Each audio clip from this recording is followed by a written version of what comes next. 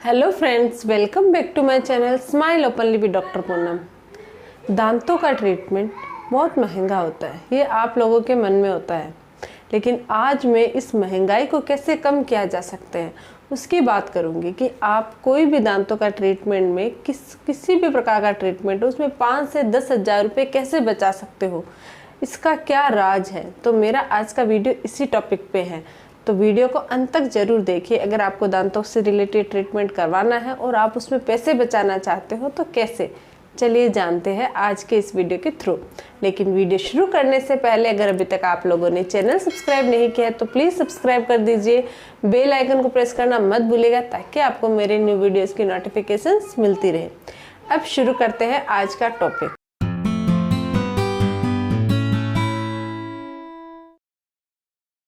दांतों का ट्रीटमेंट सस्ता नहीं होता है, ये आप लोगों को पता है, यानी कि डेंटिस्ट्री महंगी होती है। कोई भी ट्रीटमेंट करवाते हैं, चाहे वो इम्प्लांट हो, चाहे वो ब्रिज लगवाना हो, केप लगवानी हो, रूट कैनाल ट्रीटमेंट करवाना हो, सब में पैसे लगते हैं। तो अब इन पैसों को आप कैसे बचा सकते हो, यानी कि नॉर्मली जो ट्रीटमेंट होता है किसी में 5,000 लगते, किसी में 10,000 लगते, किसी में 20,000 तक रुपए लगते हैं जब डेंटल ट्रीटमेंट करवाने जाते हैं। तो इन पैसों को आप कैसे बचा सकते हो, इसी के बारे में मैं आज अभी बताने वाली हूँ। लेकिन तो स्टार्ट करते हैं। जो मोस्ट कॉमन ट्रीटमेंट होता है, जो हर डेंटल क्लिनिक्स में होता है या हर पेशेंट अपने दांत को बचाने के लिए करते हैं, वो कौन सा है? Root canal treatment. अब नॉर्मली रूट कैनाल ट्रीटमेंट का खर्चा कितना आता है?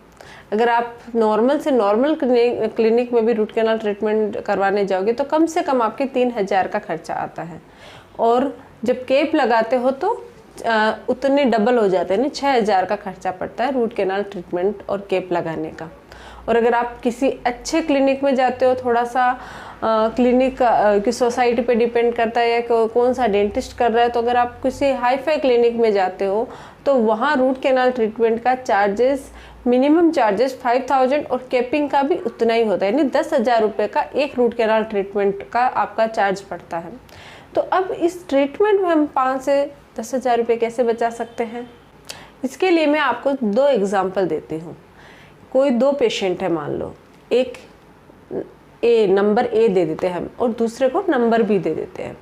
अब नंबर ए और नंबर बी को दोनों को दांत में दर्द हुआ, तो उनको जैसे दांत में दर्द हुआ उन्होंने डॉक्टर को दिखाया और डॉक्टर ने देख के चेक किया कि उसमें एक छोटा सा छेद है, केविटी हो गई है, आपकी केविटी शुरू हो गई है। तो उस सिचुएशन में दर्द को रोकने के लिए जो ए है उसने क्या किया, डॉक्टर ने उसको एडवाइस दिया कि उस केविटी हो गई, उसमें आप फिलिंग करवा लीजिए।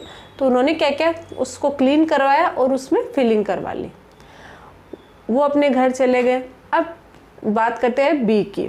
अब ये जो बी पेशेंट है, उन्होंने क्या किया, डॉक्टर को बोला अभी मैं फिलिंग नहीं करवा सकता हूँ, आप मुझे दर्द के लिए कुछ दे दीजिए। तो डॉक्टर क्या करता है, उसको दर्द की दवाई दे देता है। वो घर गया, उसने दवाई खा ली, उसका दर्द ठीक हो गया। अब कुछ समय बाद, यानी कि हो सकता है 3 महीने बाद या 6 महीने बाद, उसके फिर से दर्द हुआ। फिर उन्होंने क्या किया, डॉक्टर के पास गए, डॉक्टर साहब दर्द हो रहा है। उनके फिर से दर्द हुआ तो वो डेंटिस्ट के पास गए। अब डेंटिस्ट ने उनके चेक किया और देखा कि उनकी जो फिलिंग है, वो जो केविटी है वो थोड़ी डीप हो गई है। तो डॉक्टर ने उसको एडवाइस दी कि आपकी केविटी डीप हो गई है, आपका इसमें खाना फंस रहा है, पहले छोटी सी थी वो ठीक हो गई थी, अब ये खाना फंस के वो डीप हो गई है और थोड़े ही दिनों में पल्प तक पहुंच जाएगी, तब आपकी फिलिंग से काम नहीं चलेगा, आप एक काम कीजिए, इसमें फिलिंग करवा लीजिए। पेशेंट भी ने कहा ठीक है डॉक्टर साहब, मैं फिलिंग करवा लूँगा, लेकिन अभी मैं ज़रूरी काम में हूँ, टाइम नहीं है मेरे पास, आप एक बार मुझे मेडिसिन दे दीजिए, फिर मैं आपके पास आके ट्रीटमेंट करवा लेता हूँ। डॉक्टर साहब ने कहा ठीक है भाई। उन्होंने आपके प्रिस्क्रिप्शन लिख दिया और उसको फिलिंग करके उसको विदाउट फिलिंग दवाइयाँ लिख के भेज दिया। अब क्या हुआ, दवाइयाँ ली, दवाइयाँ लेने के असर से 3 to 5 डेज उसके बिल्कुल पेन नहीं हुआ, और थोड़े दिन उधर से उन्होंने खाया नहीं तो वैसे पेन नहीं हुआ। कुछ दिन बीते, महीने 2 महीने बाद फिर से उन्होंने खाना शुरू किया और फिर उनके हल्का हल्का दर्द होने लगा। फिर उन्होंने इग्नोर कर दिया। थोड़े दिनों बाद उनके यहाँ पे स्वेलिंग हो गई और फिर वो जाते हैं वापस डॉक्टर के पास। अब बोलते डॉक्टर को अपना चेहरा दिखा के अब क्या किया जाए। डॉक्टर ने बोला ये खुला था, खाली रह गया तो आपकी जो केविटी है वो और डीप हो गई है और ये जो आपकी पल्प है वहाँ तक पहुँच गई है। अब इसका ट्रीटमेंट फिलिंग्स, वो बोले नहीं सर आपने पिछली बार बोला था मेरी फिलिंग कर दीजिए। तो डॉक्टर साहब ने उनको समझाया कि अब इसमें फिलिंग करने से आपके दर्द हो सकता है, तो हम लोग फिलिंग नहीं करेंगे, सूजन भी है। अब इसमें आपको ट्रीटमेंट करवाना पड़ेगा जिसको बोलते हैं रूट कैनाल ट्रीटमेंट, यानी कि दांतों को नसों का इलाज। अब इस दांत को बचाने का सिर्फ 2 ही तरीके हैं। दांत को बचाने का तो सिर्फ एक ही तरीका है, लेकिन इसका ट्रीटमेंट 2 है। पहला क्या, रूट कैनाल ट्रीटमेंट करके दांत को बचाना, और दूसरा क्या, दर्द को मिटाने के लिए दांत को निकलवाना है। अब आप क्या चाहते हो? तो उन्होंने कहा दांत को बचाना चाहते हैं, तो बचाना चाहते हैं तो फिर रूट कैनाल ट्रीटमेंट करवाने के बाद केप मस्ट हो जाती है। केप लगाना ज़रूरी क्यों होता है? क्योंकि रूट कैनाल ट्रीटमेंट से पहले दांत ऑलरेडी वो ख़राब हो रखा होता है, डिकेड होता है, फिर जब ट्रीटमेंट किया जाता है तो और वीक हो जाता है।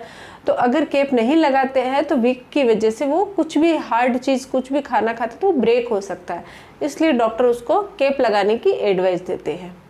अब क्या हुआ, उन्होंने रूट कैनाल ट्रीटमेंट किया और केप लगाई, तो उनकी कितना खर्चा आया? नॉर्मल अगर किसी क्लिनिक में गए तो भी उनके कम से कम 6000 के पास खर्चा पड़ा, और अगर उन्होंने किसी अच्छे एंडोडोंटिस्ट से ट्रीटमेंट करवाया, थोड़े से महंगे क्लिनिक में जाके ट्रीटमेंट करवाया, तो कम से कम उनका चार्ज पड़ा है 10,000 रुपये। उनके यहाँ 10,000 लगे। अब बात करते हैं पेशेंट ए की, उनका क्या हाल है।